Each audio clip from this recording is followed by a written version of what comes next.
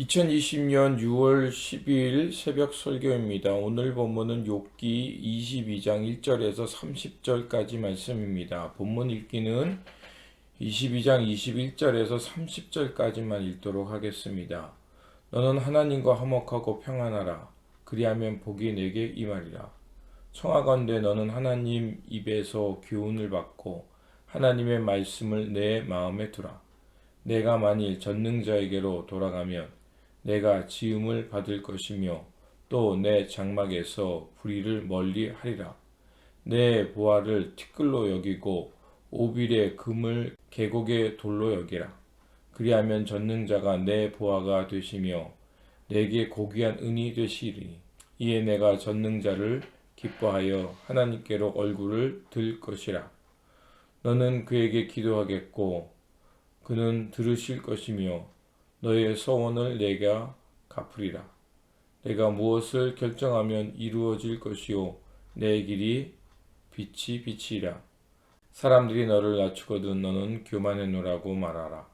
하나님은 겸손한 자를 구원하시리라. 죄 없는 자가 아니라도 건지시리니 내 손이 깨끗함으로 말미암아 건지심을 받으리라. 아멘. 22장은 엘리바스의 세 번째 말로 욥의 죄악성을 지적하면서 회개하고 하나님과 화목하여 하나님께 돌아가라는 말씀입니다.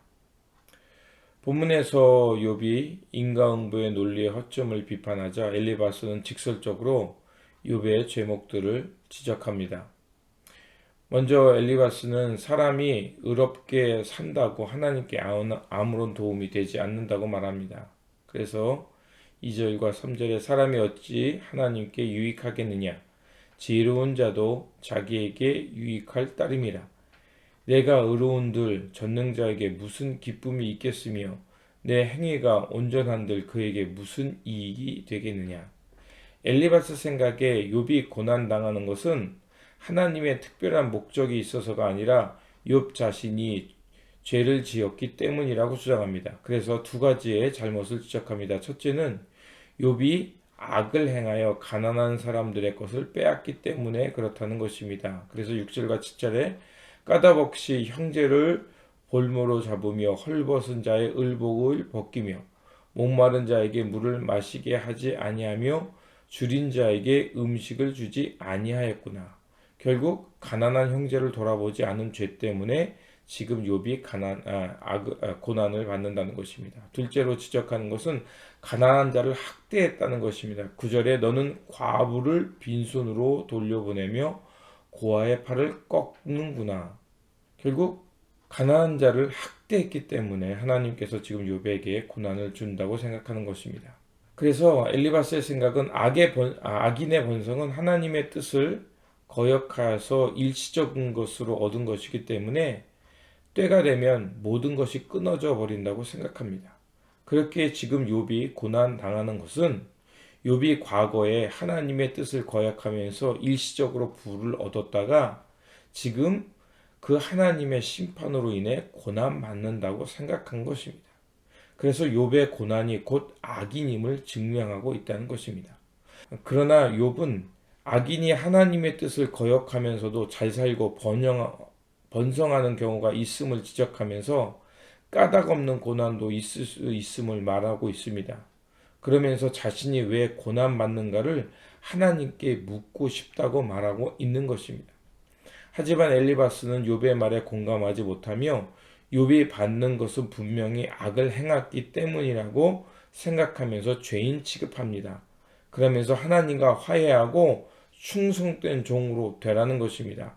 그리고 하늘의 가르침, 지혜의 가르침을 따라 살면 하나님께서 다시 너를 회복해 주실 거라고 말하고 있는 것입니다. 엘리바스의 말은 틀린 것은 아닙니다. 하지만 그의 말에 모순이 있습니다. 하나님은 이 세상을 창조해 놓으시고 심판자처럼 상과 벌을 내리시는 그런 분만이 아닙니다. 물론 하나님께서는 이 세상을 창조하시고 때로는 이 역사 속에 개입하셔서 진노하시기도 합니다. 그러나 진노하신 이유가 무엇입니까?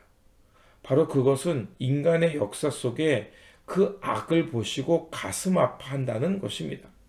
그래서 그 악으로 인해서 사람들이 고통당할 때 그들의 신음소리를 기도로 들으시고 주님은 그 역사에, 그 고통의 역사에 찾아오셔서 그들을 회복시키시고 고치시고 악인에 대해서 진노하시는 것입니다.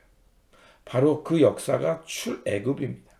출애굽기가 말하는 것은 바로 하나님의 백성, 이 땅의 약자들이 고통당할 때 그들의 울부짖음을 들으시고 역사 속에 오셔서 그 바로와 같이 하나님의 백성들, 즉 약자를 괴롭히는 이들 편에 서서서 바로를 진노하시고 그에게 심판하시는 하나님을 말하는 겁니다. 그렇기 때문에 하나님은 사람들의 삶과 전혀 관계가 없는 것이 아니라 사람들의 삶 때문에 기뻐도 하시고 때로는 애끄는 마음으로 아파하시기도 한다는 것입니다. 이것이 바로 성서가 말하는 하나님입니다.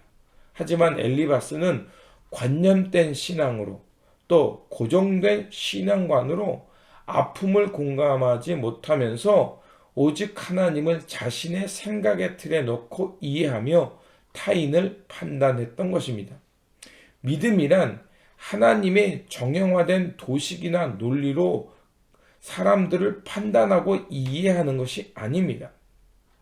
때로는 사람이 이해할 수 없는 상황 속에 있지만 그러나 그럼에도 불구하고 하나님은 선하시며 의를 행하신다는 것을 믿고 진리의 길을 걸어가는 것이 믿음인 것입니다.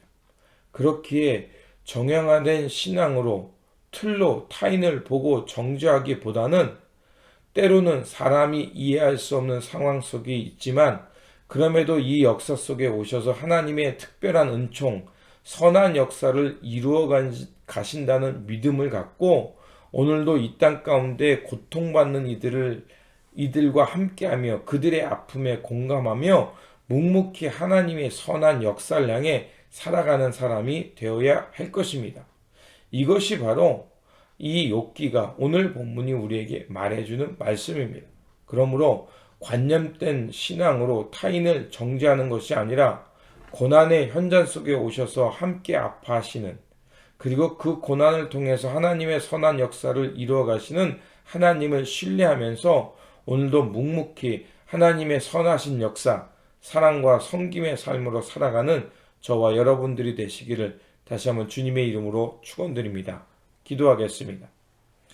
사람의 역사 속에 개입하셔서 선의 역사를 이루시는 하나님, 관념된 신앙으로 타인의 고난을 판단하지 않게 하시고 때로는 사람이 이해할 수 없는 상황 속에 있다 할지라도 열린 마음을 주셔서 하나님께서 선한 역사를 이루어간다는 그 인내로 살아가게 하시고 고난받는 사람들을 함부로 판단하지 않게 하시고 묵묵히 선하신 하나님의 역사를 이루며 사랑과 섬김의 삶을 살아가는 참 신앙인 되게 하여 주시옵소서.